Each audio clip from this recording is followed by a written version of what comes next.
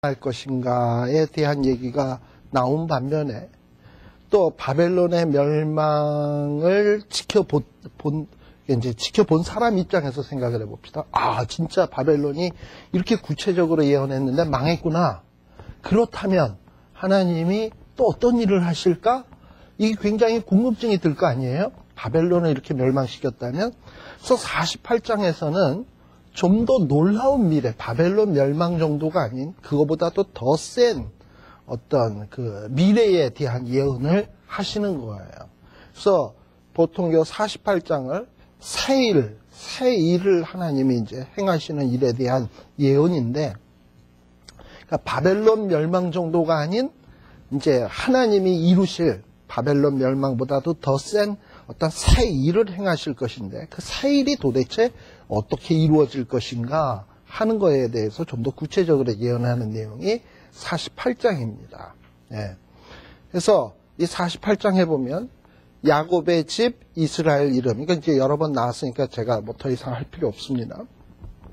야곱인데 이스라엘도 있고, 그리고 이 사람들은 유다의 근원에서 나왔어요. 다 이미지는 아직까지는 좀 뭔가 미흡해요. 야곱이고, 그리고 유다의 근원에서 나왔는데 이런 자들이 이제 어떻게 되어질 거냐, 뭐 바벨론에게 의도 터지고 참 별 볼 일 없는 백성 같아 보이는데, 이런 자들이 2절에 보면 앞으로 거룩한 성 백성이라고 칭하게 될 것이고, 예. 그리고 죄송합니다. 이제 이런 자들이 이제 어떤 일들이 이루어지게 되느냐, 이 거룩한 성 백성이면서도 지금 1, 2절에는 이스라엘 백성들이 얼마나 한심한가 하는 것을 설명해 주는데, 이렇게 하나님의 이름으로 일컬어지면서도 사실은 이스라엘 백성들은 어떤 존재였냐 하면 성실치 않고 의로움이 없이 하나님의 이름으로 맹세하고 하나님의 이름을 부르는 자들이었어요. 이런 자들에게 지금 들려지는 메시지입니다. 그러니까 우리가 이미 이사야서 1장에서 얘기했습니다만, 이스라엘 백성들 히스기야 왕 때 관제, 종교개혁이 있었다 그랬잖아요. 그래서 수없이 많은 제물 드리고 했지만 마음이 없었단 말이죠. 하나님의 이름을 부르면서도 정말 성실함도 없고 의로움도 없이 그냥 겉모양만 제사 지내는 자들, 이런 자들을 향해서 하나님이 이제 좀 더 구체적인 이야기를 하십니다. 새 일에 대해서. 자, 그런데 3절에 보면 하나님이 옛적에 장래사를 구하고 내 입에서 내어 보였고 내가 호련히 그 일을 이루었어요. 이것 중에 하나가 47장에 나왔던 얘기도 마찬가지죠. 바벨론 멸망한다 그랬더니 진짜 멸망하잖아요. 예. 근데 이런 거를 다 보았는데도 불구하고 이스라엘 백성들은 어떠하냐 하면은, 하나님이 이렇게 예언하시고 이루시는 하나님인데 그럼 하나님을 신뢰해야 되는데, 그런데 이스라엘 백성들은 완악하고 목에 힘줄은 무쇠요, 이마는 노시래. 특별히 이건 뭐 돌이래 그러면 돌머리라고 또 얘기하겠지만 이건 뭐라고 얘기해야 돼? 놈머리. 그러니까 이건 무슨 얘기냐 하면은 무쇠팔, 그 뭐 마징가 제트에 나오는 거 있잖아. 무쇠팔, 무쇠다리. 근데 이거는 뭐냐면 로켓 주먹, 무쇠팔, 노디마 뭐 이래요. 아주 무감각하다는 걸 얘기하는 거예요. 하나님의 말씀이 암만 예언이 되든 성취가 되든 I don't care, 관심이 없는 거. 예, 바로 이거예요. 그러나 하나님은 끊임없이 어떻게 하셨냐, 항상 어떤 일이 발생되기 전에 보여주시고 그리고 그대로 이루시고, 예, 그렇게 했는데도 불구하고 그렇게 보여줬는데도 불구하고 만일에 그러지 않았다라면 이스라엘 사람들은 어쩔 사람들이냐, 이거 우상이다 한 거다, 이럴 사람들이라는 거지. 무감각할 뿐만 아니라. 예. 자, 근데 이런 하나님께서 이제는 이제 새로운 일을 보여주시겠다는 거예요. 아까 48장이 새 일에 대한 얘기라 그랬잖아요. 그래서 48장에 보게 되면 6절에 보면 이것을 다 보라, 너희가 선전치 않겠느냐, 이제부터 내가 새 일, 내가 알지 못하던 은비한 일을 내게 보인다. 전혀 감도 잡을 수 없는 이제 새로운 일을 보이겠다는 거죠. 근데 이런 감도 잡을 수 없는 새로운 일을 덜커덕 보여주면, 이것부터 보여주면 이스라엘 사람들이 못 믿어. 너무나 엄청나서. 그러나 앞에 바벨론 망한다, 열방 망한다 하고 그걸 성취하시고, 망한다, 성취하시고 몇 번 이렇게 되다 보면 이제 하나님이 크고 새로운 일을 하시겠다 하더라도 거기에 대해서 기대감을 갖는 거죠. 지금 이런 식으로 전개해 나가는 거예요. 자, 그런데 이 새 일은 어떤 것이냐? 이제 하나님이 새롭게 시작하는 것이에요. 옛적 것이 아니고. 그리고 이전에는 전혀 듣지 못했던 것. 이제 이런 일을 시작하시는데, 이게 결국은 뭐냐? 예수 그리스도로 말미암아 그 신약 성경에서는 감추었던 것인데 드러난다 그러잖아요. 때가 참에. 그러니까 그전에는 하나님이 구체적으로 물론 아주 안 보였던 건 아니에요. 희미하게, 예를 들면 창세기 3장에 보면은 가죽옷, 그 다음에 무슨 뭐 라합 때에 여리고성에 뭐 붉은 천, 뭐 뭔가 이렇게 그런 어떤 걸로, 그 다음에 어린 양의 피 제사 지낼 때 그런 걸로 어떤 암시적으로 보여지긴 하지만, 그거는 정말 하나님이 은혜를 베푸셔서 깨닫게 해주기 전에는 깨달을 수 없는 것들. 그러니까 귀 있는 자나 하나님이 귀를 열려서 듣게 해준 자나 깨달을 수 있는 것이 이제 평범한 사람에게 감추었던 것이 이제는 하나님이 노골적으로 드러내겠다는 거지. 진짜 구원이 어떻게 이루어질 것인지를 드러내겠다는 거예요. 여태까지는 감추어졌던 것인데 드러내겠다는 거예요. 이 드러내는 일들을 이제 말씀하시겠다는 거예요. 그래서 여기 8절에도 보면 듣지도 못하였고 알지도 못하였으며 내 귀가 옛적부터 열리지 못하였었나니, 말은 했어요 하나님이. 그러나 귀가 열리지 않았으니까 깨달을 수가 없었죠. 그리고 이제 이런 새 일을 하나님이 할 수밖에 없는 이유, 왜냐? 8절 끝부분에 보면 이스라엘 백성이나 우리 인간들은 괴율하고 괴율하여 모태에서부터 패역한 자라 칭함을 입은 줄을 내가 알았습니다. 그러니까 하나님이 이제 보통 방법으로 이스라엘을 구원할 수, 보통 방법으로는 해서는 안 돼. 아주 특이한 방법을 동원하셔야지. 그게 뭐냐면 새로운 일이에요. 새로운 일을 위해서 이제 새로운 구원을, 이제 세워온 구원의 방법을 드러내시겠다는 거예요. 그러면 이 일을 하시는 근거는 뭐냐? 9절에 보면 하나님의 이름을 위해서 그렇게 하겠다는 거예요. 그러니까 자기의 이름이, 하나님의 이름이 땅에 떨어지지 않게 하기 위해서. 자, 이 이름 하면은 여러 번 얘기 나옵니다만 출애굽기 3장에 나오는 그 이름의 의미를 기억하세요. 하나님은 영광을 받고야 말겠다. 나는 스스로 있는 자 아니라, 제가 여러 번 얘기했죠. 그 다음에 출애굽기 34장에 보면 그는 자비로우시며 은혜로우시며 노가기를 더디하시며 찬양하는 얘기가 나오잖아요. 바로 하나님은 그런 찬양을 받으시고야 말 거예요. 그 이름, 자기의 이름을 그렇게 선포했기 때문에 그 이름값을 하기 위해서라도 하나님은 지금 이 새 일을 통해서 완악하고 괴율하고 괴율한 이스라엘 백성들을 구원하겠다는 거예요. 자, 그런데 10절에 보면 보라, 내가 너를 연단하였으나 은처럼 하지 아니하고 너를 고난의 풀무에서 택하였다 그랬는데, 이게 무슨 얘기냐면, 보통 우리가 용광로에다가 무슨 금속을 탁 넣으면, 뭐 이렇게 돌멩이 같은 걸 넣으면 거기서 뭘 얻기 위해서 합니까? 돌멩이가 막 녹아지면서 금속을 얻어내기 위한 거잖아요. 은을 얻는 건 그렇게 얻는 거예요. 이렇게 은이 섞여 있는 광석을 집어넣으면, 은광을 집어넣으면 이렇게 녹아서 은이 나오는 건데, 근데 이스라엘 백성들은 그런 방법으로 하지 않는다는 거예요. 하나님이 암만 시련 속에다 넣었어도 이스라엘 백성들이 뭔가 깨닫는, 건져지는 게 없었어요, 여태까지. 그저 뭐와 똑같았냐면 그냥 용광로에 들어갔다 나왔다, 들어갔다 나왔다, 의미 없이 이런 존재밖에 안 됐다는 거예요. 그래서 이스라엘 백성들은 어떻게 구원하느냐, 뭐 시련을 통해서 건져지는 게 있어야 되는데 여태까지 그렇지 못했고, 그냥 여태까지 다 어떠했냐면 그냥 고난의 풀무에 들어가서 의미 없이 있었던 것 같다 이 말이죠. 근데 그런 고난의 풀무에서 그냥 하나님이 이제 건져내겠다는 거예요. 아무런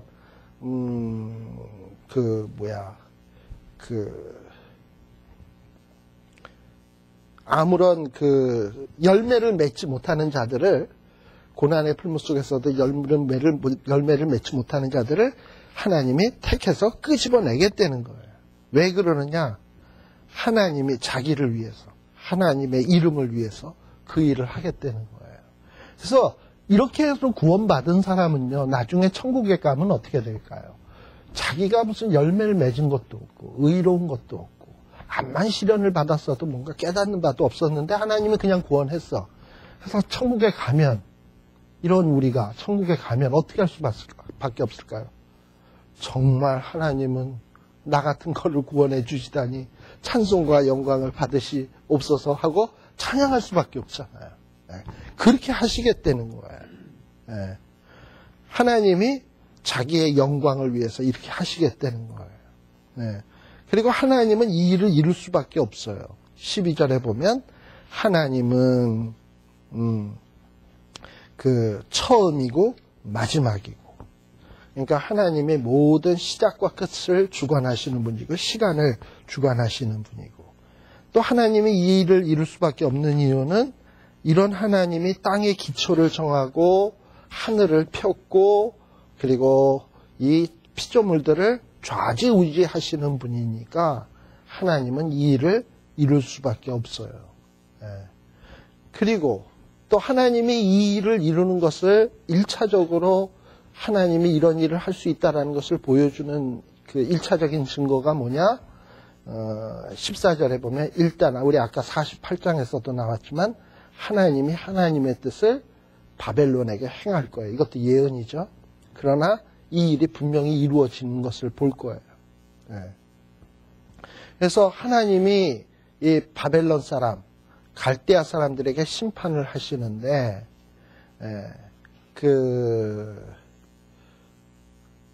누구를 통해서냐? 고레스와 같은 사람.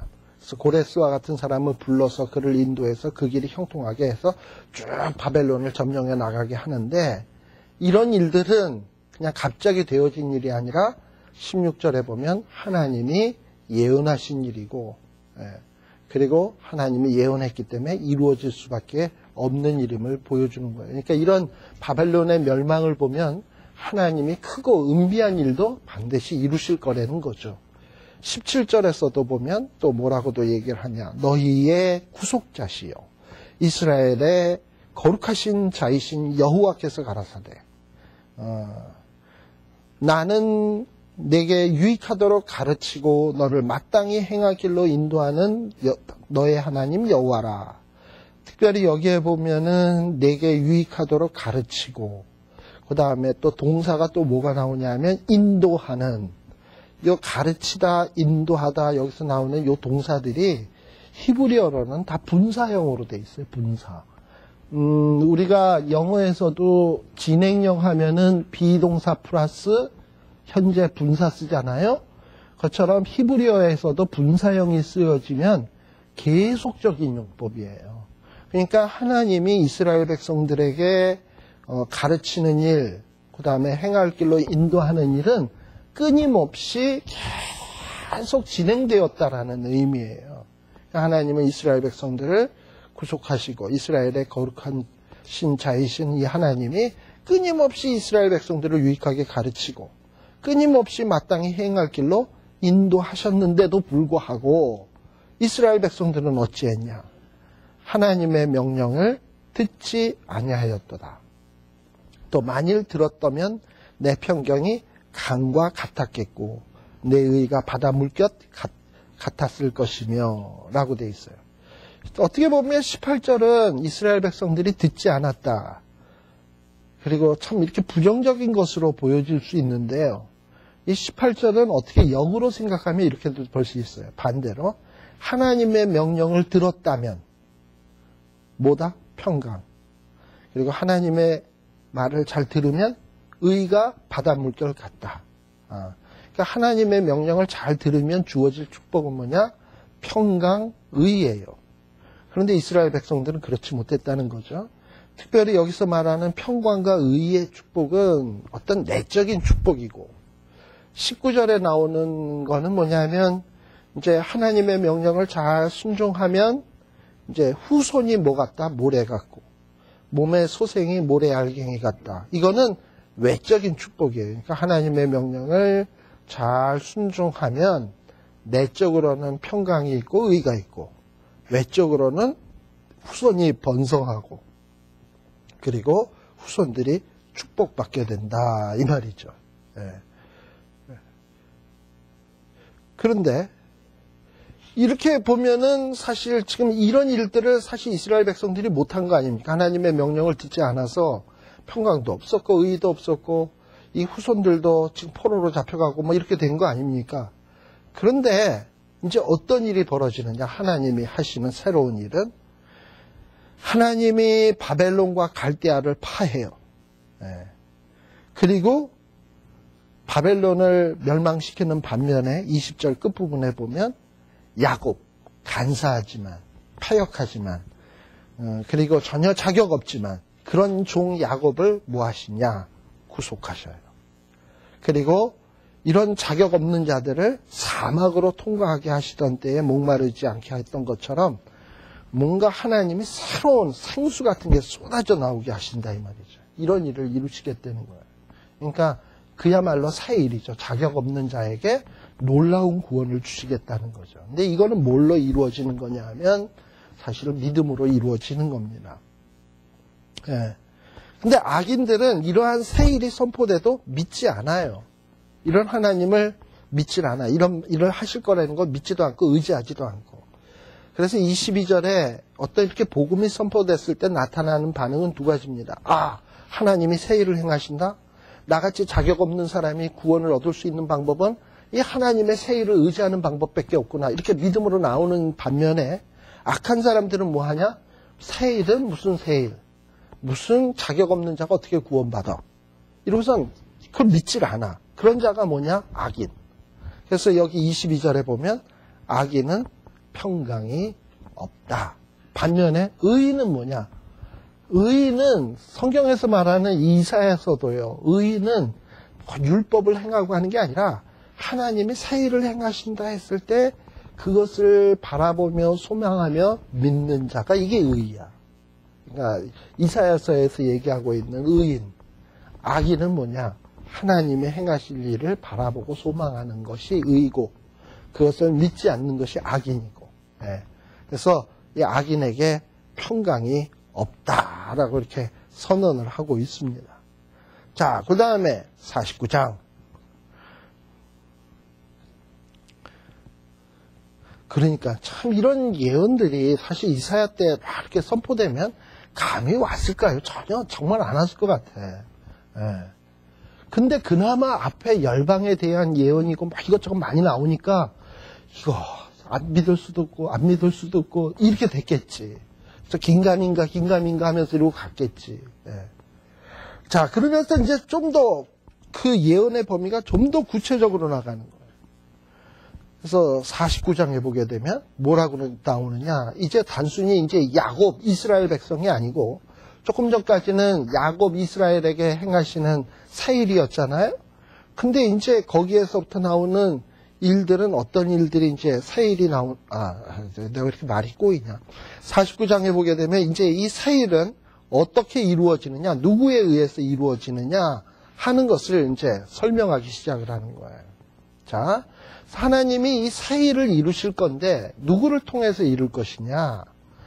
그래서 이제 이 49장에서부터는 이 일을 여호와의 종을 통해서 할 것을 이루십니다. 그래서 여기 49장에 보게 되면 나가 누구냐 이래. 나, 네. 1인칭으로 언급되는 것. 나, 네. 이게 누굴까요? 이사야일까요? 섬들아 나를 들으라. 이사야가 섬들아 내 말 들어라 이러고 얘기하는 걸까요? 원방 백성아 귀를 기울여라. 그러면서 분명히 여기 나가 여호와가 아닌 것은 1절에 보면 여호와께서 내가 태에서 나옴으로부터 나를 부르셨고 여호와 따로 나 따로잖아요. 그러니까 여기서 나가 누구냐 말이죠. 여호와의 종이에요. 그러면 여호와의 종이 누구냐 이 말이죠. 보통 여호와의 종은 이사야서에서 세 가지로 언급이 돼요. 첫 번째, 몇 페이지를 보시냐 하면 한참 뒤로 가보면 124페이지 한번 보세요.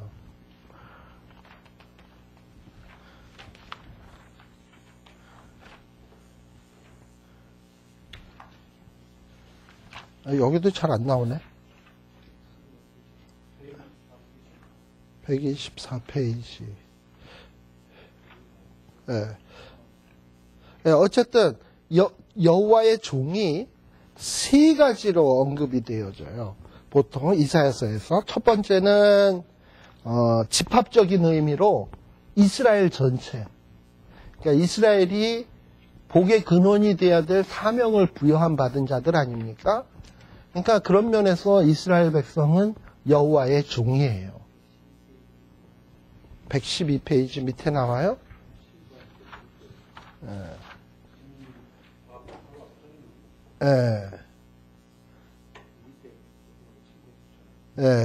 풋네트에 나와요. 그래서 세 가지 차원으로 생각할 수 있는데 첫 번째는 집합적으로 이스라엘. 그러니까 하나님의 사명을 감당하는 자들이 이게 종이야. 그러면 이스라엘은 어떤 사명이냐? 복의 근원의 역할을 감당해야 될 자들이니까 여호와의 종인 거예요. 첫 번째는. 그 다음에 또 누가 여호와의 종으로 일컬어지냐? 고레스. 고레스도 하나님으로부터 받은 사명이 뭐냐면 이스라엘 백성들을 바벨론의 억압으로부터 해방시켜야 될 사명이 있는 자야. 그런 면에서 이 고레스도 여호와의 종으로 일컬어지는 거예요. 그 다음에 이제 마지막으로 여호와의 종으로 일컬어질 자는 누구냐 하면 그리스도입니다.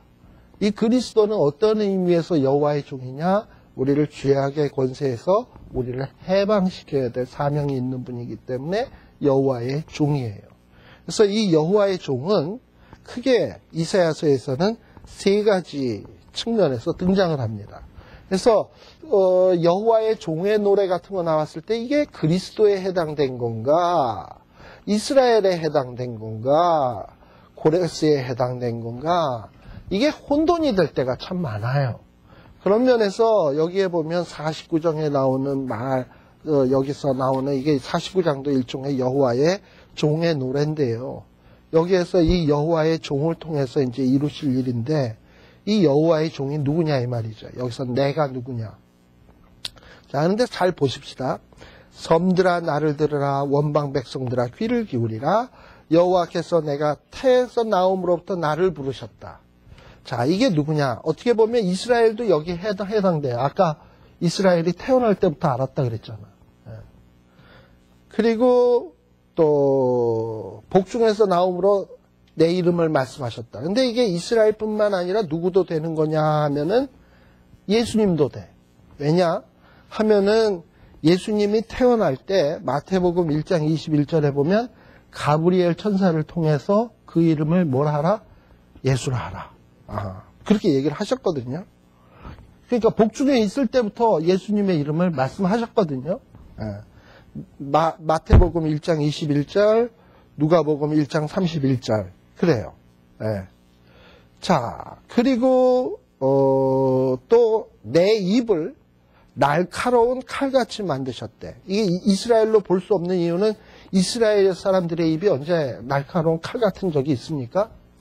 그런데 계시록에 보면 1장 16절에 보면 인자 같은 이가 나오는데 좌우에 날선 검 같은 게 쫙 이렇게 나오잖아요. 계시록 1장 16절입니다. 또 19장 15절에도 나오고. 그래서 예수님 인자 같은 이의 그 칼 같은 것이 나와요. 또 이것은 계시록에 나오는 이미지도 그렇지만은 사실 우리 예수님이 하신 말씀을 보면 공생의 기간 동안에 좌우의 날섬검 같이 얼마나 사람들을 깨우치고 바른 길로 인도하고 죄를 회개케 하시고 그런 일들을 하셨습니까? 바로 그것을 예수님의 공생애 때에 예수님의 어떤 그 말씀을 통한 사역을 얘기하시는 거예요. 그리고 또 내게 이르시되 너는 나의 종이요 라고 얘기를 해요. 사실 우리 예수님이 세례를 받으실 때 하늘이 열리면서 하늘에서 음성이 들렸잖아요.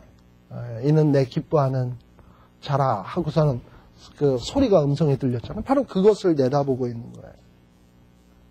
그런데 이런 예수님이 사실 이렇게 공생의 3년 동안을 지내면서 말씀 사역도 하고 또 하나님의 영광도 드러내지 않습니까? 사실 요한복음 1장에 보면 태초에 말씀이 계시니라 그 말씀이 하나님과 함께 계셨으니 쭉 나오다가 그 다음에 그 예수님이 하나님의 영광을 드러내고 하나님을 보인 자 아닙니까? 바로 그렇게 하나님을 드러내는 공생애를 사셨는데 사실 예수님의 말년의 삶을 딱 보게 되면 딱 어떻게 보여지냐 4절에 보면 참 헛된 것 같아. 나는 말하기를 내가 헛되이 수고하였으며 무익히 공연히 내 힘을 다하였다 하였도다. 어떻게 보면 예수님이 그렇게 3년 동안 공생애를 다 하셨음에도 불구하고 제자 한 놈 남김없이 다 도망가고 이 베드로도 멀찍이 졸졸졸졸 그저 바라만 보고 눈치만 보고 쫓아가다가 마지막에 그 예수님이 그 신문 받으실 때 닭 울기 전에 3번씩 부인하고 떠나버리지 않습니까? 참 어떻게 보면 예수님이 헛힘만 쓰신 것 같은데 그런데 하나님은 그렇게 내버려 두지 않으시고 어떻게 하시냐? 정령이 나의 신원이 예수님이 하신 일들이 헛된 것이 아니라 다시 회복시키겠다는 거죠. 하나님의 보응이 하나님으로 말미암아 이루어지게 한다 이 말이죠. 그래서 예수님이 하신 일들이 어떻게 보면 헛수고 같아 보이지만 궁극적으로는 놀라운 역사로 나타나게 된다는 거예요. 이 이사야서 42장 4절 한번 봅시다.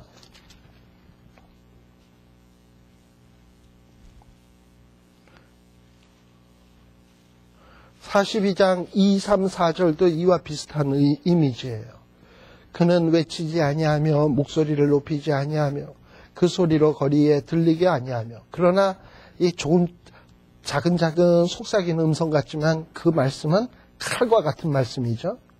그리고 상한 갈대를 꺾지 아니하며 꺼져가는 등불을 꺼지 아니하고 진리로 공의를 베풀 것 같아요. 그런데 다 떠났어. 그러나 예수님은 쇠하지 아니하고 낙담하지 아니하고 묵묵히 자신의 길을 갔어요. 왜? 결국에는 하나님의 신원이 하나님의 보응이 하나님으로 말미암아 이루어질 것을 확실히 믿으니까 그러죠. 네. 자, 그러다 보니 어떻게 보면 세상 사람들이 보기에는 흠모할 만한 것이 하나도 없고 사람에게 실어버린 바 될 정도로 보잘것없는 분으로 보여질 수밖에 없지만은 예수님은 그러나 5절에 세상 사람들은 예수님을 우습게 볼지 몰라도 예수님은 여호와 보시기에 어떤 자라? 존귀한 자라. 나의 하나님이 나의 힘이 되셨도다. 그러니까 예수님은 보기엔 초라해 보여도 하나님이 힘이 되어주신 분이라 이 말이에요.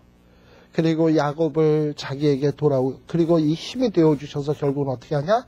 간사한 이스라엘 백성들을 다 예수님에게로 돌아오게 하시고 또 이스라엘을 예수님에게로 모이게 하시려고 하나님이 아예 복중에서부터 예수님을 아예 종으로 삼으셨어요.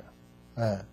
바로 이 일을 그러니까 지금 하나님이 하시는 새 일은 어떻게 이루어지냐? 이렇게 여호와의 종으로서 묵묵히 자기 일을 하시는 이분을 통해서 새 일을 이루겠다는 거예요. 그러니까 어떻게 보면 신약 성경하고 밀접한 관련이 있는 거죠. 그리고 또 6절에 보면 이런 메시아 예수 그리스도가 하나님의 종이 되어 야곱의 지파들을 일으키며 이스라엘 중에 보존된 자들을 돌아오게 할 것은 오히려 경한 일이라. 다시 말하면 예수님을 통해서 이스라엘 백성들이 회개케 하고 예수님에게 돌아오는 거. 12제자 돌아오고 뭐 예수 믿는 뭐 마리아나 나사로나 뭐 이런 사람 돌아오는 거 그냥 식은 죽 먹기야. 예수님이 하시는 일은 이렇게 유대인들만 돌아오는 게 아니라 여기에 보면 경한 일이라 끝난 다음에 또 뭐가 나오느냐 하면 내가 또 너로 이방의 빛을 삼아 나의 구원을 베풀어서 땅끝까지 이르게 하리라. 그래서 이 예수님에 대한 빛이 이방에까지 비쳐서 땅끝까지 이 예수님을 바라보고 돌아오는 자들이 생겨지게 된다 이 말이죠. 네. 그리고 바로 그 이스라엘의 구속자, 이스라엘의 거룩한 자이신 여호와께서 이 멸시당하는 자, 백성들에게 미움받는 자, 종된 자, 이런 자들에게 예수님을 보여주게 하고, 그리고 소망을 갖게 하고 구원해주고, 또 이런 것들을 보면서 또 누가 일어서느냐? 열왕이 일어서고 방백들이 경배하게 된다, 이 말이에요. 사실 어떻게 보면 열왕이 일어서고 방백들이 경배하는 일들은 실제 역사 속에서 성취가 되었습니다. 사실 우리들이 잘 알다시피 이스라엘 백성들이 로마가 AD 313년 콘스탄틴 대제가 로마 나라를 기독교 국가로 공인하지 않습니까? 그때가 사실 이스라엘 백성들이 기독교인이 로마 안에 몇 프로밖에 안 됐냐면 9%밖에 안 됐어요. 근데 이 9%밖에 안 된 그리스도인들을 통해서 그리스도의 빛을 보고, 나라가 살 길은 이 나라를 기독교 국가로 공인하는 길밖에 없다 해가지고 열왕이 일어서서 오히려 예수님을 경배하고 나라를 기독교 국가로 홍보하게 된 거예요. 그러면서 급속도로 기독교는 유럽 지역에 전파되기 시작하지 않습니까? 그래서 어떤 열방의 정치 세력을 통해서, 방백들을 통해서 그리스도의 복음은 더욱더 확대되기 시작했어요. 바로 그걸 얘기하고 있는 거예요. 그러니 이게 무슨 감이 오겠어요. 그러나 우리는 이 예언을 딱 보다 보면 진짜 역사 속에서 이 일들이 이루어졌지, 이걸 우리들이 느끼잖아요. 그러면 이걸 느끼는과 동시에 우리는 또 뭘 또 믿느냐 하면, 그럼 이거보다도 더 종말. 지진 나서요? 네. 빨리 가세요. 네. 저도 시험해야 되는데. 네. 진짜 더 큰 미래 우리도 이렇게 소망할 수 있잖아요. 그래서 어떻게 보다 보니까 이사야서를 보다가 보니까 이거는 바벨론 포로 있는 사람에게보다 오늘날 우리에게 더 큰 은혜가 되겠다라는 이런 생각이 들더라고요. 네. 자, 그리고 또 여기에 보면은 여호와께서 또 가라사대 은혜의 때에 내가 네게 응답하였고 구원의 날에 내가 너를 도왔도다. 내가 장차 너를 보호하여 너로 백성의 언약을 삼으며 나라를 일으켜 그로 황무하던 땅에 기업으로 상속케 하리라. 이게 다 지금 뭐냐 하면은 예수 그리스도에 대한 어떤 예언입니다. 그리고 내가 잡혀있는 자에게 이르기를 나오라 하며, 예수님이 어떤 억압받는 자에게 나와라 하면 나오고, 흑암에 있는 자들이 나와라 하면 나오고, 그래가지고 그들이 생명을 얻고 길에서 먹고, 자산은 여러 번 나왔죠. 벗겨진 산에도 뭔가 풀밭이 쫙 이르게 되고, 또 이렇게 헐벗고 굶주렸던 사람들이 목마르지 않고 상하지 않고, 그리고 예수님이 그들을 푸른 초장 쉴 만한 물가로 인도하신다, 이 말이에요. 근데 이렇게 돌아오는 자들이 비단 이스라엘에만 있는 게 아니라 12절에 보면 특별히 혹자는 원방에서, 혹자는 북방과 서방에서, 그 다음에 혹자는 신임 땅에서 온다 그랬는데, 여기 그 신임이라는 말이요. 신임. 네. 이게 뭐 여러 가지 설이 많이 있는데, 원래 그 시님, 여러분들 그 차대, 히브리어에 그 차대 있잖아요. 차대, 치 발음이거든. 여기 우리말로는 시라고 돼 있지만은 치님이 오히려 맞을 거예요. 치님. 근데 치님에서 미음자만 빼면 치니, 차이나 모음만 좀 다를 뿐이지. 그래서 어떤 사람은 이 시님이 뭘로 보느냐 하면 중국까지로 본단 말이에요. 시님은. 혹시 여러분들이 다움에 들어가서요. 우리 그 인터넷 그 다움 사이트 있잖아요. 다음입니까? 그게? 다움이 아니고? 다음 사이트에 들어가서 중국사랑 카페에 한번 가보십시오. 중국사랑이라고 돼 있는 카페가 있어요. 중국사랑 카페. 그러니까 중국 선교사님이 하는 카페인데요. 거기에 보면 운영자가 뭘로 돼 있냐면 신임으로 돼 있습니다. 예. 근데 그분이 중국 선교사예요. 더 지난번에 제가 그 중국에 들어갔을 때 그분이 이렇게 관계하는 학교에서 강의하고 왔거든요. 예, 근데 거기 중국 사람, 거기에 보면 그 관리하시는 분이 그 카페지기가 신임으로 되어 있습니다. 이분이 자기 이름을 일부러 신임으로 한 이유는 요걸 보고 한 것 같아. 예, 그래서 그래서 뭐 어떤 사람은 남방이다 뭐 이렇게 얘기하고 어떤 사람은 중국이다 뭐 이러고 얘기도 하고 그러는데 아무튼 여기가 구체적으로 어느 땅인지 제가 거기 아마 풋노트에 어디에다 써놨을걸요.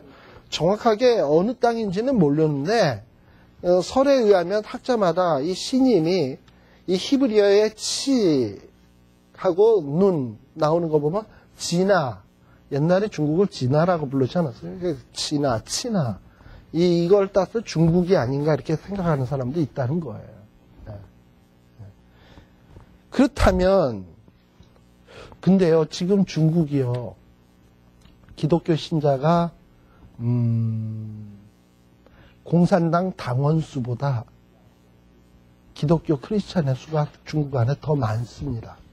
네, 지금 그렇게 돼버렸어요. 그리고 또 중국 안에 그 누굽니까? 뭐 설에 의하면 원자바오라든지 또 어떤 사람은 후진타오 와이프들도 다 기독교 신자 아닌가 뭐라고 얘기할 정도예요. 네, 그 정도로 지금 이렇게 되고 있고 이 중국 사람들이 이제 앞으로 할 영향력이 굉장히 있을 것 같아요.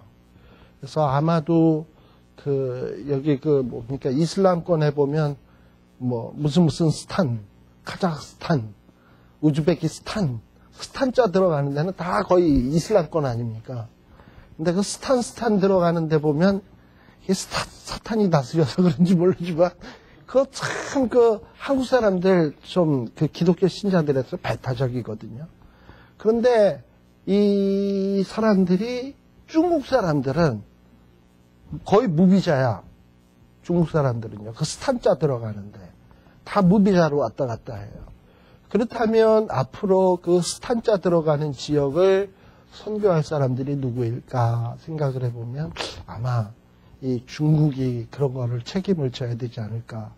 또 중국이 그런 걸 책임질 수 있도록 우리는 또 중국의 교회들을 키우는데 지금까지는 중국이 많은 한국 사람들에 의해서 키워져 가고 있잖아요. 그러니까 그 일을 열심히 키워서 또 그 키운 사람들이 또 스탄을 또 일으키는데 도구로 사용이 돼야 되지 않을까 이런 생각이 좀 들어져요. 이제 어떤 목사님은 이런 얘기를 하더라고요. 중국이 이제 차세대의 그 선교의 주역이 되어서야 되냐? 한국이 계속 붙잡고 있어야지.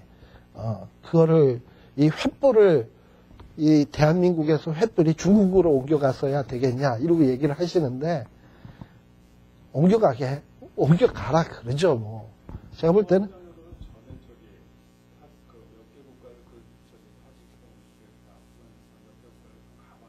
네.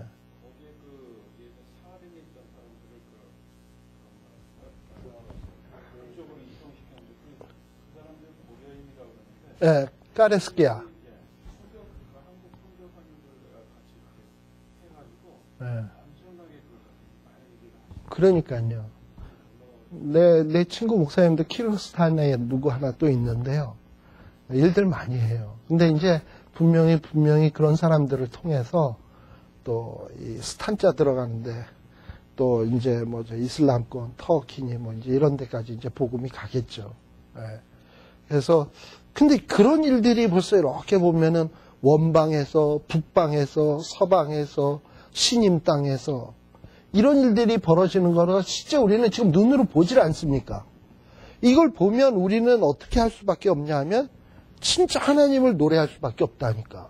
여기에서 그러니까 지금 이사야도 이런 모습들이 환상으로 이렇게 쫙 보여지기 시작을 하니까 뭐냐면 하늘이여 노래하라 땅이여 기뻐하라 산들이여 즐거이 노래하라 여호와가 그 백성을 위로하였다.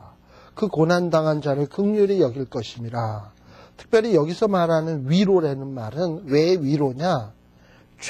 하나님이 죄의 문제를 해결했기 때문에 위로받을 수 있는 거예요. 그러니까 하나님이 죄의 문제, 지금 앞에도 얘기했지만은 계속해서 이스라엘을 희망 없는 자로 설명을 하거든요. 괴율하고. 그리고 전혀 모태에서부터 죄 중에 출생하고. 아무튼 그런 자임에도 불구하고, 하나님이 끊임없이 부름에도 불구하고 응답지 않은 자들이 이게 이스라엘인데, 그래서 하나님이 이런 이스라엘을 구원하기 위해서 할 수 있는 유일한 방법이 뭐냐면 세일이에요. 그러니까 이스라엘 사람의 힘으로는 해결이 안 되니까 예수 그리스도를 통해서 죄의 문제를 해결해주는 이 세일을 통해서 이 죄의 문제를 해결하겠다는 거죠. 그래서 위로하시겠다는 거예요. 예.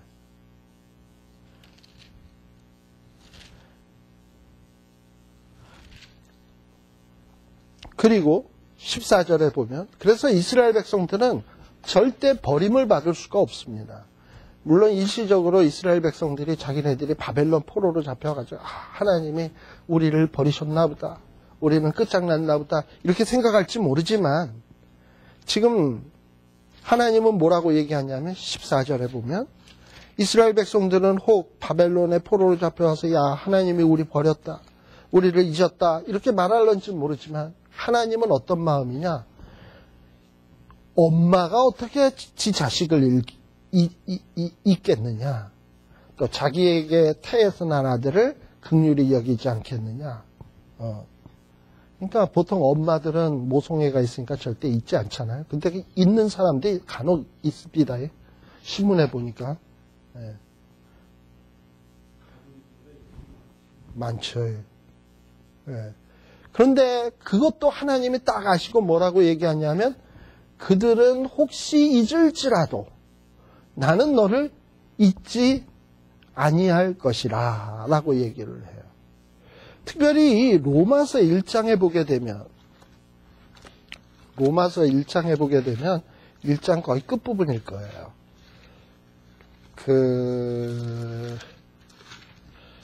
이 로마에도요,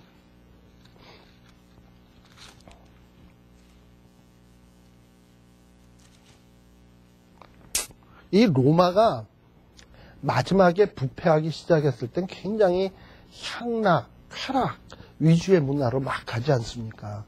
그래가지고 이 콘스탄틴 대제가 아까 로마를 기독교 국가로 공인했다 그랬는데, 그 공인한 이유 중에 하나는 뭐냐 하면 사생아 문제. 그러니까 하도 로마가 성적으로 부패하다 보니까 사생아가 많이 태어나고요. 애들이 태어나면 이 성병 같은 거, 매독 같은 것 때문에 애들이 제대로 된 애들이 태어나질 않는 거야. 기형아, 전응아, 뭐 이상한 애들이 태어나는 거야. 그러니까 이 애들이 그런 식으로 태어나면 그 미래가 없지 않습니까? 나라에. 그러니까 이게 이러다가 로마가 망하지. 근데 이렇게 보니까는 로마 안에 보니까는 기독교 신자들, 어떻게 보면 노예요, 가난한 사람들인데, 그 사람들은 의료 혜택도 제대로 못 받는데 애를 그냥 쑥쑥 낳는데 건강한 애를 잘 낳는단 말이에요. 이유가 뭔가 봤더니 기독교 신자라 이 말이에요. 그리고 그 사람들은 성적으로 도덕적으로 깨끗하고, 그러니까 이 나라가 살 길은 기독교 신자를 본받는 일이다 라는 어떤 이런 측면도 있었어요. 참 여러 가지 하네. 수업 중입니다.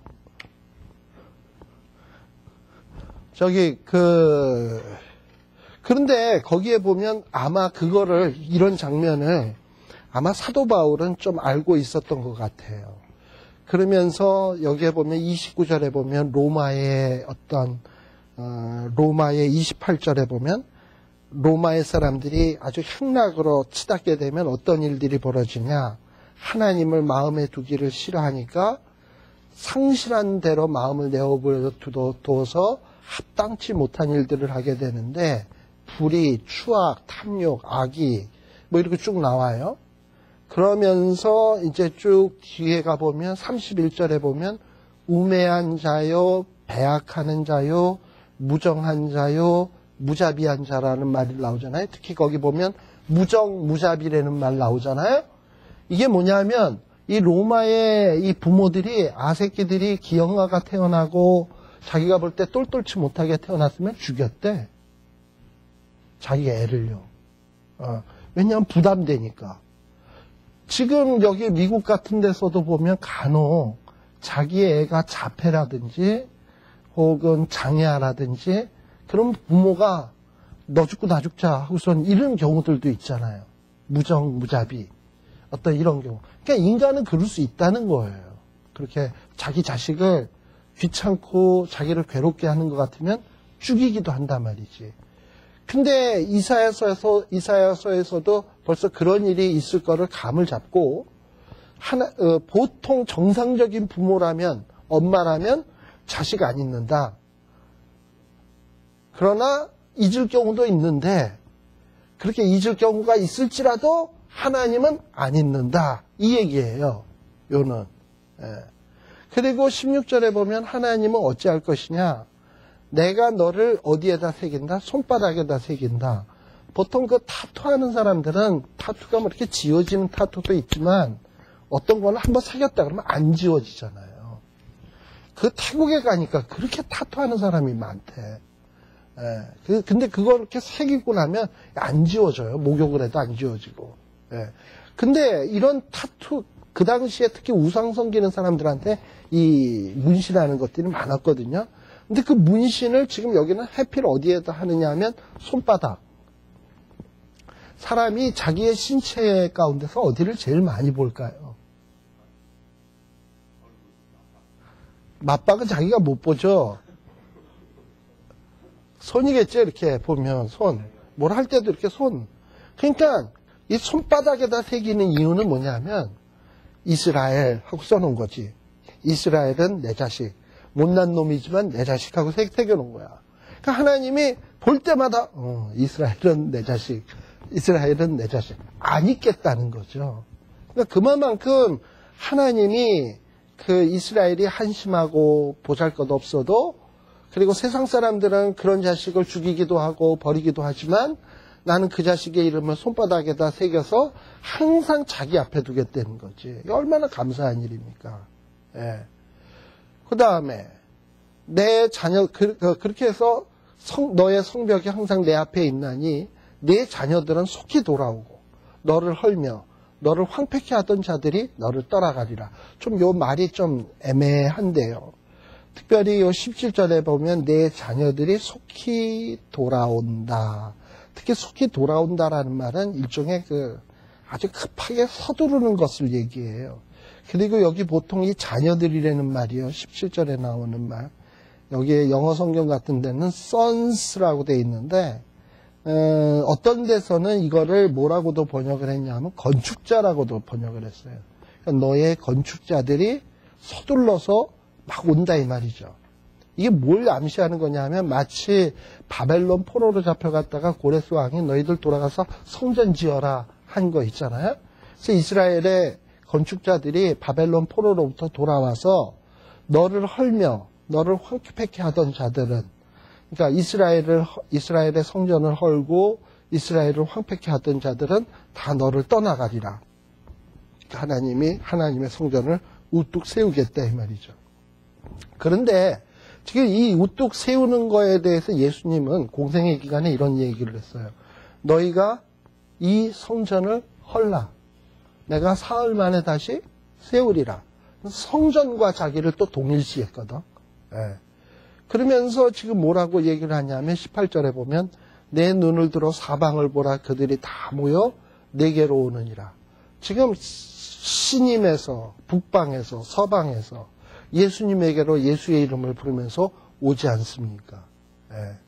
그리고 예수님이 그 모든 무리, 서방에서 오는 무리, 북방에서 오는 무리, 신임에서 오는 무리들을 장식으로 삼아 몸에 차며 띠기를 신부처럼 할 것이라. 뭔가 예수님을 중심으로 한 어떤 이 교회의 설립을 이렇게 그 그림처럼 보여주고 있는 거예요. 그리고 그런 숫자가 엄청나게 많아져 가지고 19절에 보면 지금 교회가 얼마나 많이 번성하고 부흥하고 있습니까? 그래서 이제는 거민이 많음으로 좁게 되고 삼켰던 자들이 멀리 떠나게 된다.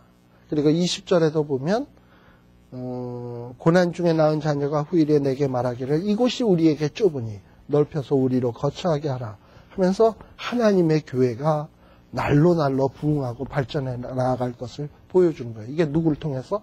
예수 그리스도를 통해서. 그래서 이게 하나님이 하실 새 일이에요. 그러니까 아까는 그 새 일을 믿기가 어려우니까 바벨론 얘기했고, 바벨론 얘기해서 어느 정도 믿을 것 같으니까 이런 새 일을 얘기합니다. 또 21절에 보면 그때에 내 심중에 이르기를, 이 새 일 가운데는 또 어떤 일도 있냐면 예수 그리스도를 통해서 하는 일도 있지만 먼저는 예수님의 초림이 있고 그 다음에는 오순절 또 성령 강림이 있습니다. 자, 그런데 여기 21절 같은 경우에는 아마 오순절 성령 강림하실 때 정도를 보면 돼.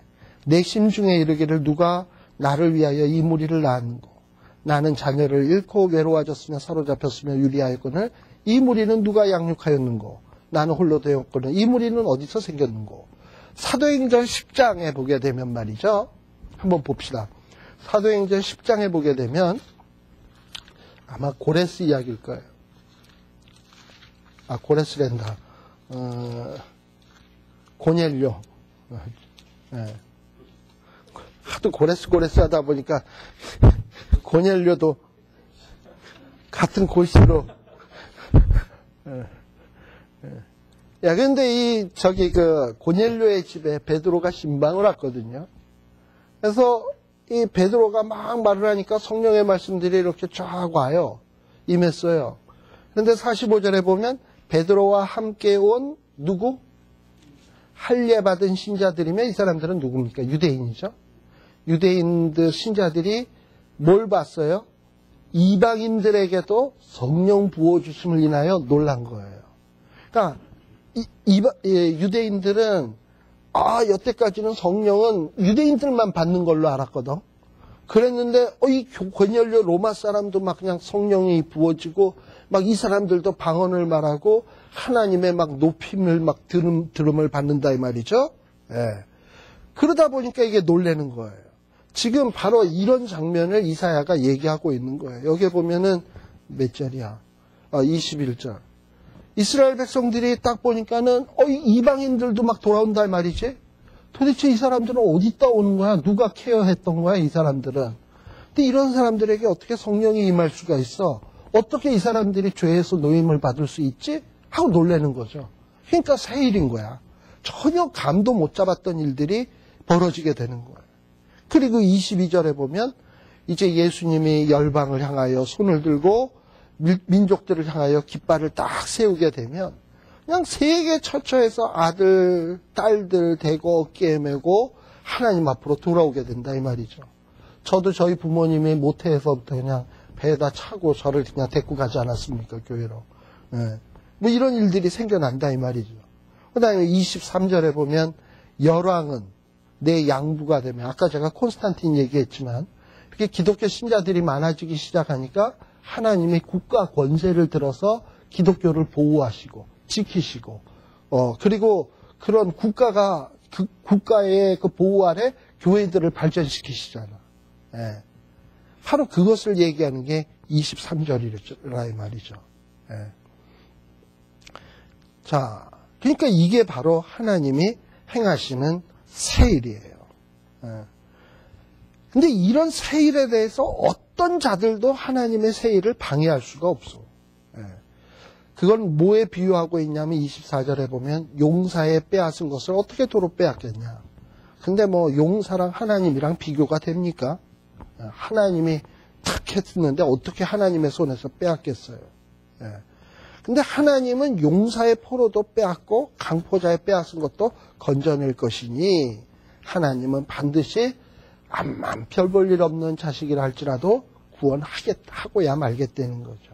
예. 그리고 원수들은 심판하시겠다. 이게 하나님이 하실 새 일입니다. 그러니까 이 새 일이 아니고서는 우리는 구원받을 길이 없는 거예요. 그래서 그걸 보여준 게 바로 아하스고 그걸 보여준 게 바로 히스기야인 거예요. 새 일이 아니고서는 이스라엘은 도무지 하나님 앞에 구원받을 길이 없어요. 그래서 이 세일이 있기 때문에 하나님이 위로하라, 위로하라, 위로하라라는 메시지가 증거되는 것입니다. 예. 자, 그 다음에 50장만 하고 끝냅시다. 50장만 하면 오늘 11절밖에 안 돼요. 예. 자, 50장에 보면 나 여호와가 이같이 이르노라. 내가 너희 어미를 내어보낸 이혼소가 어디 있느냐? 내가 어느 체주에게 너희에게 팔았느냐? 다시 말하면 지금 어떻게 보면 바벨론 포로로 잡혀와 있는 이스라엘 백성 입장에서는 하나님과 이스라엘의 관계가 단절된 듯한 느낌이 들어요. 근데 가정에서는 가족이 어떻게 됐을 때 단절이 되느냐 하면 이혼했을 때 또는 부모가 자식을 버렸을 때 이랬을 때 이게 단절되는 거잖아요. 근데 특별히 이 중동 지역에서는 이 남자들이요, 여자들이 싫으면은 그냥 가차없이 내어보내는 경우들이 있어요. 근데 내어보낼 때 어떻게 내어보내느냐? 이혼서를 써서 내보내주면 큰 은혜를 베푸는 것처럼 이렇게 그냥 또 생색을 내고 그랬어요. 그러면서 버렸어요. 자, 관계를 단절시켰다 이 말이에요.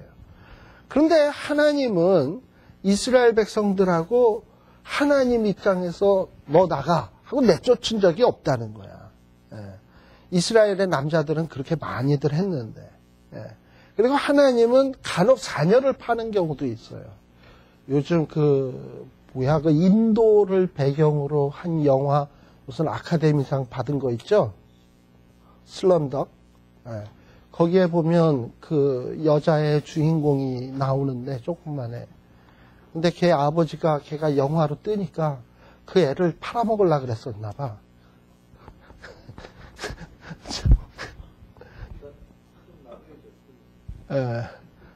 그런데 그거 좀 뜬다고 또 그걸 팔아먹으려고 그랬대요. 그러니까 간혹 이렇게 중동이나 이런 지역에서는 부인을 자기 사유재산처럼 취급하고 또 돈이 없거나 가난해지면 자식들을 종으로 파는 경우들이 있었다고. 그래서 이 관계를 단절시키는 경우들이 종종 있었는데 하나님은 절대로 이스라엘 백성들을 그런 적이 없다 이 말이죠. 그러면 이스라엘과 하나님 사이의 관계가 단절된 이유는 뭐냐? 하나님이 팔고 이혼해서가 아니고 이스라엘의 죄 문제 때문이었다 이 말입니다. 그러니까 이스라엘 백성하고 하나님 사이에 단절이 되어진 문제는 죄 때문이에요. 자, 그러면 어떤 죄냐? 하나님이 끊임없이 이스라엘 백성들을 찾아왔어요. 찾아왔어도 사람이 없었으며 불러도 대답하는 이가 없었으면 어찌미뇨 라고 되어 있는데요. 요거는 예레미야에 보면 예레미야 7장에 보시게 되면 조금 감이 와요. 한번 예레미야 7장 한번 봅시다. 7장 25절.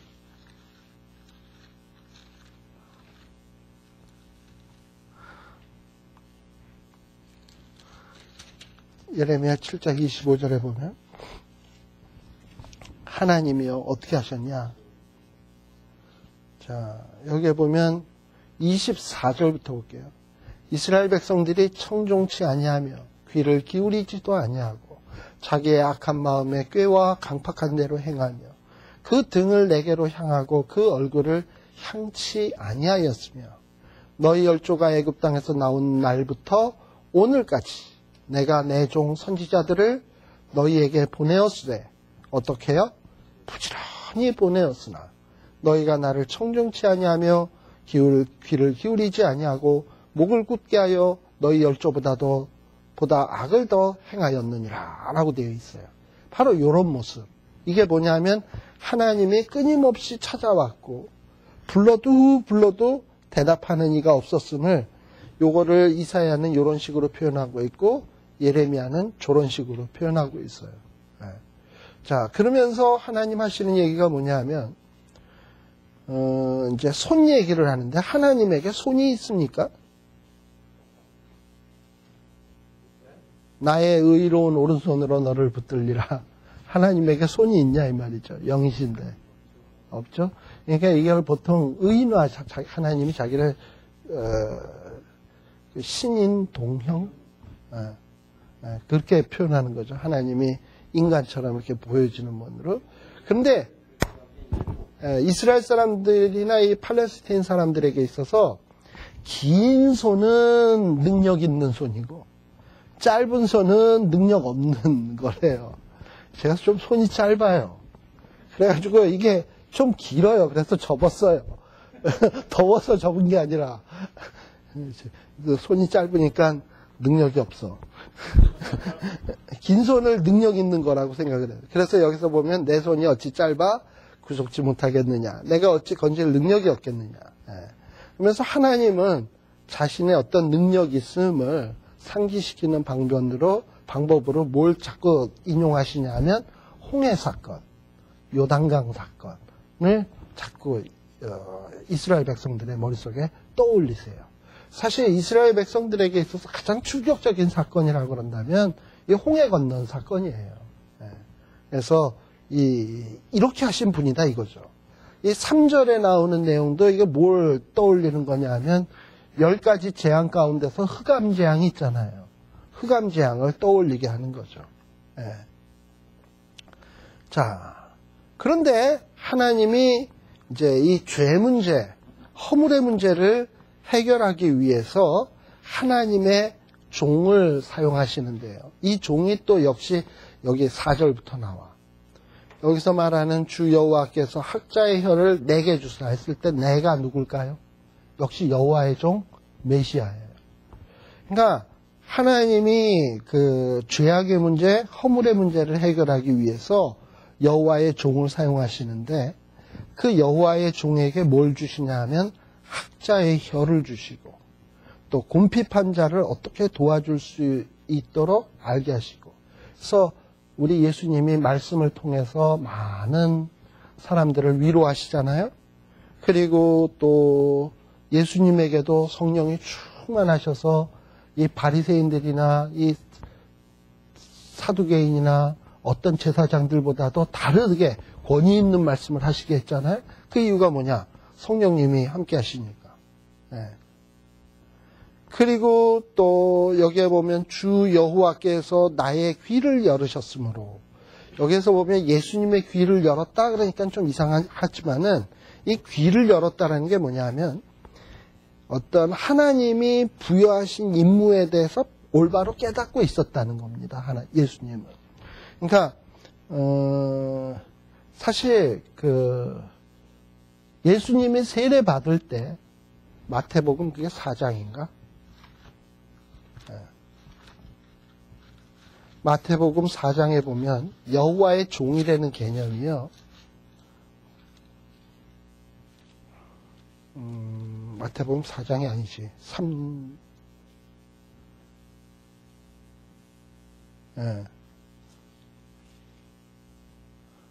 자, 여기에 보면은 마태복음 3장에 보게 되면 하늘로서 소리가 있어 말씀하시되 이는 내 사랑하는 아들이요 내 기뻐하는 자. 그러니까 하나님이 기뻐하시는 종이 바로 이 예수님이야. 근데 이 예수님이 어떤 일을 하시냐 하면은 여기에 보면은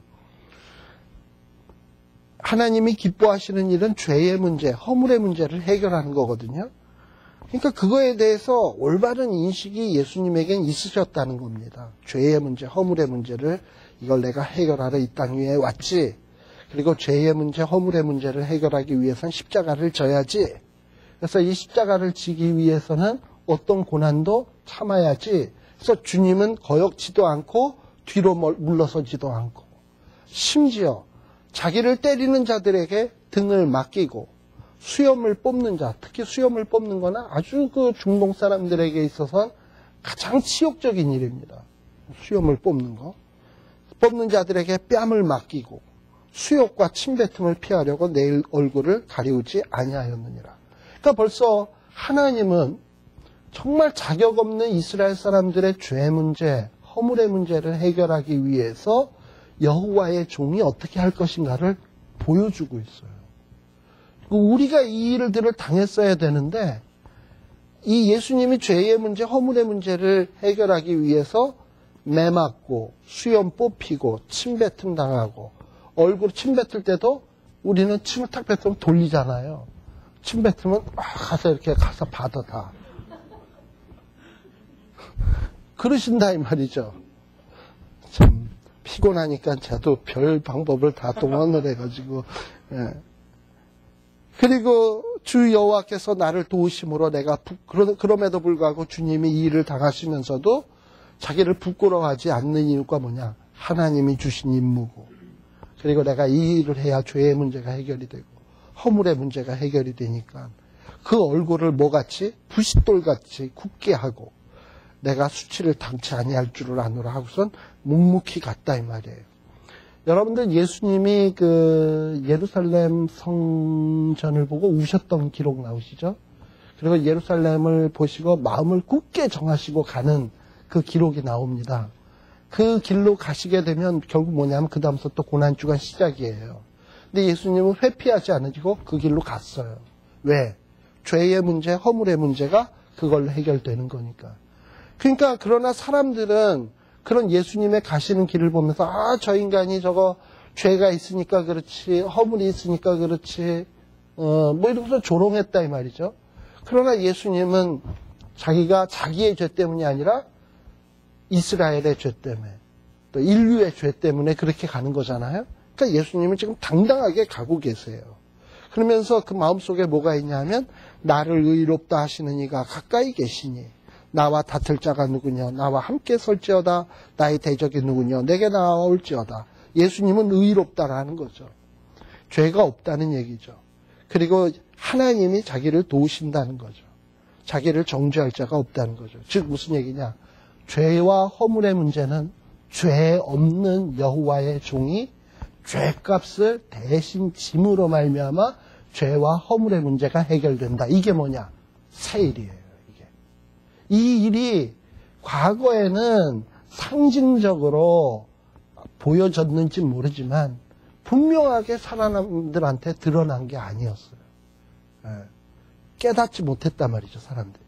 그렇게 히스기야 때 수없는 제사를 지니면서 피 흘림이 없은 즉 사함이 없다라는 걸 하면서도 사람들은 몰랐다 이 말이죠. 근데 이런 일을 하나님이 드러내시겠다는 거예요. 그래서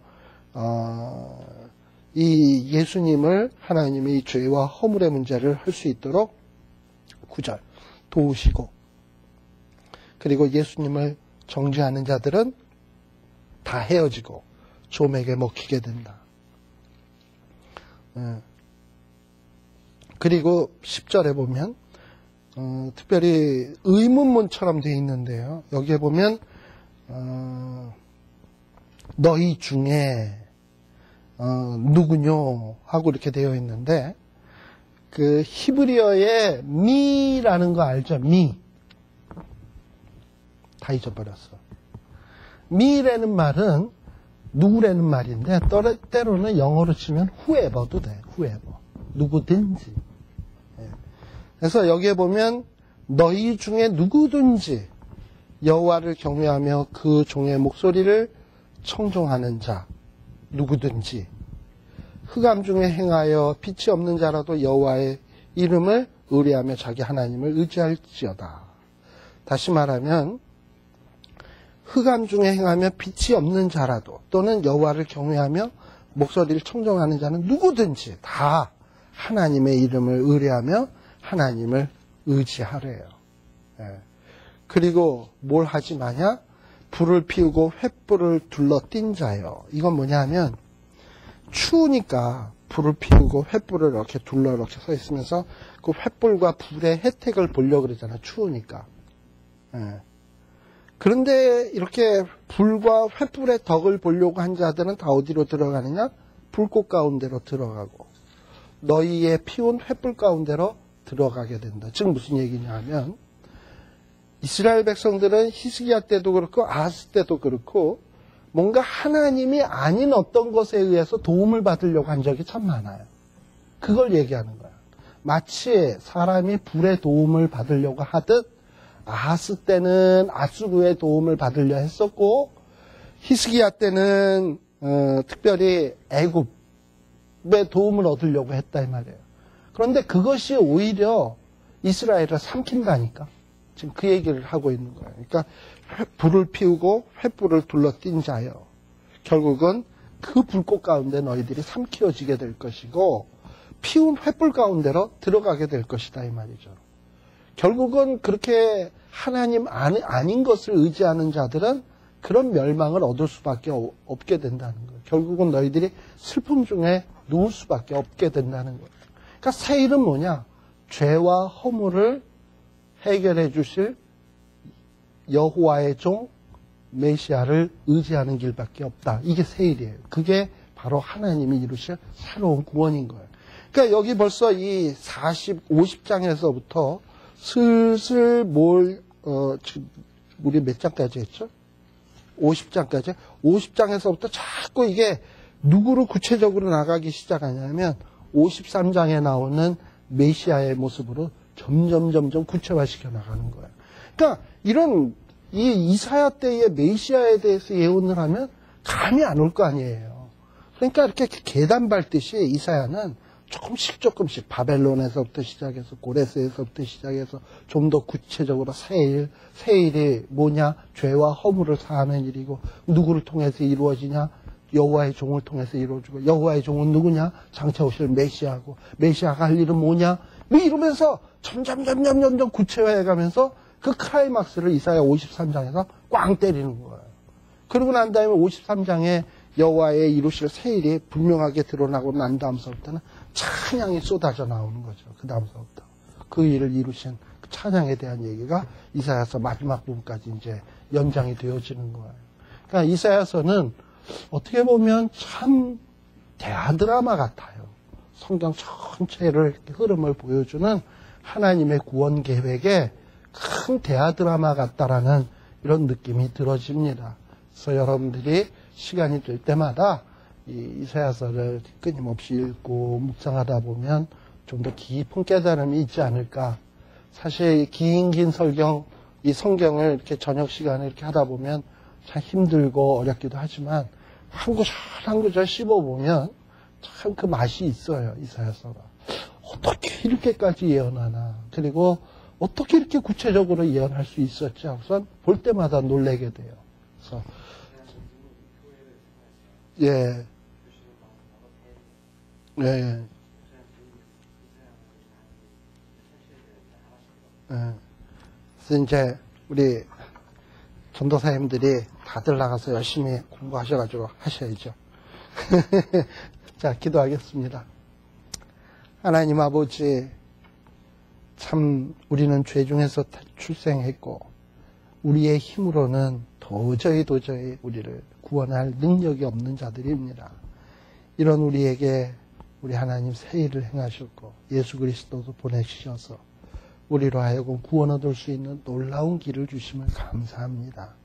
하나님 아버지, 이제 이런 은혜를 받은 우리들 하나님 찬양하게 하시고 또 이 귀한 복음의 소식을 세계 땅끝까지 증거하는 귀한 주의 종들이 되게 하여 주시옵소서.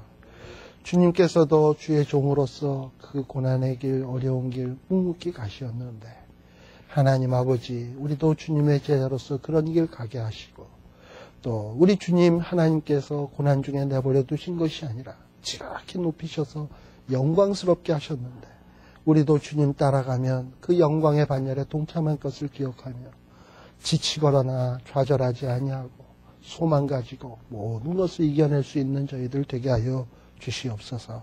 예수님 이름으로 기도드리옵나이다. 아멘. 마치겠습니다. 예.